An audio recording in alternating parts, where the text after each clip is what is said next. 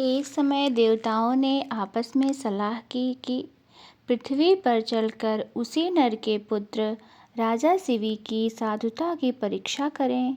तब अग्नि कबूतर का रूप बनाकर चला और इंद्र ने बाज पक्षी होकर मांस के लिए उसका पीछा किया।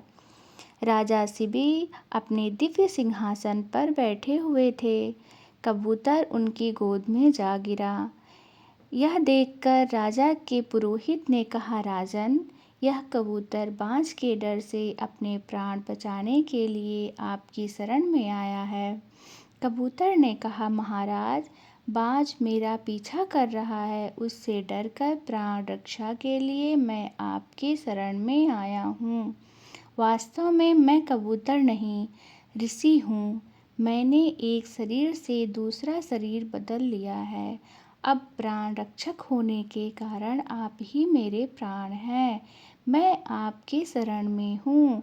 मुझे बचाइए, मुझे ब्रह्मचारी समझिए। वेदों का स्वाध्याय करके मैंने अपना शरीर दुर्बल किया है।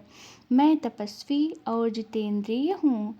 आचार्य के प्रतिकूल कोई बात नहीं कहता। मैं सर्वथा निष्पाप और निरपराध हूँ।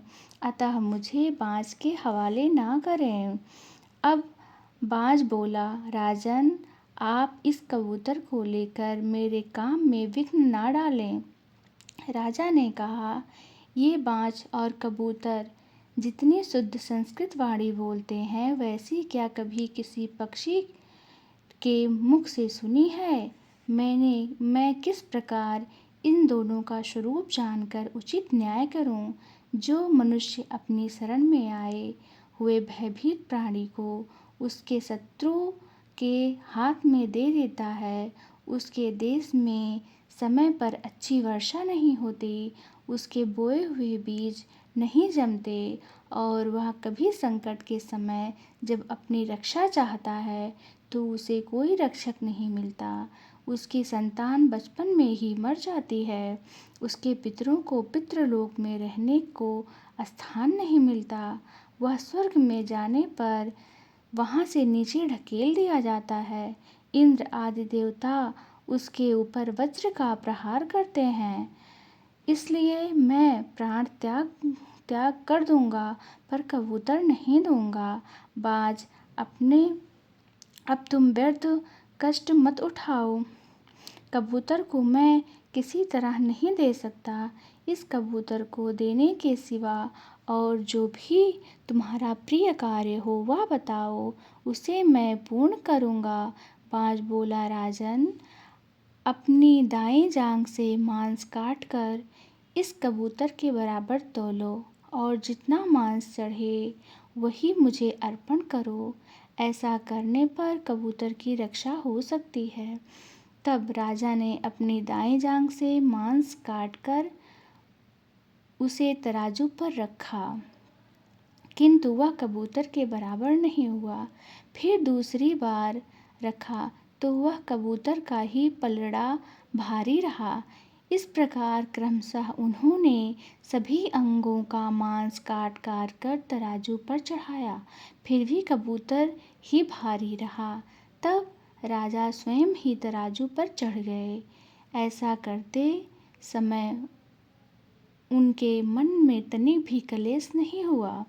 यह देखकर बाज बोल उठा, हो गई कबूतर की रक्षा, और वही अंतर ध्यान हो गया। अब राजा शिवी कबूतर से बोले, कपोत, वह बाज कौन था? कबूतर ने कहा, वह बाज साक्षात इंद्र थे और मैं अग्नि हूँ।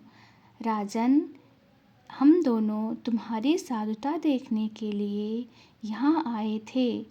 तुमने मेरे बदले में जो यह अपना मांस तलवार से काट कर दिया है, इसके घाव को मैं अभी अच्छा कर देता हूँ। यहाँ की चमड़ी का रंग सुंदर और सुनहला हो जाएगा तथा इससे बड़ी पवित्र एवं सुंदर गंध निकलती रहेगी।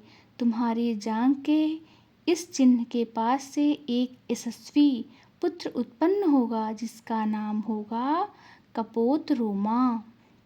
यह सुनकर अग्निदेव चले गए। राजा शिवी से कोई कुछ भी मांगता वे दिए बिना नहीं रहते थे। एक बार राजा के मंत्रियों ने उनसे पूछा, महाराज, आप किस इच्छा से ऐसा साहस करते हैं? अदेय वस्तु का भी दान करने को उद्धत हो जाते हैं। क्या आप यश चाहते हैं? राजा बोले, नहीं, मैं यश की कामना से अथवा ऐश्वर्य के लिए दान नहीं करता, भोगों की अभिलाषा से भी नहीं। धर्मात्मा पुरुष ने इस मार्ग का सेवन किया है, अतः मेरा भी यह कर्तव्य है।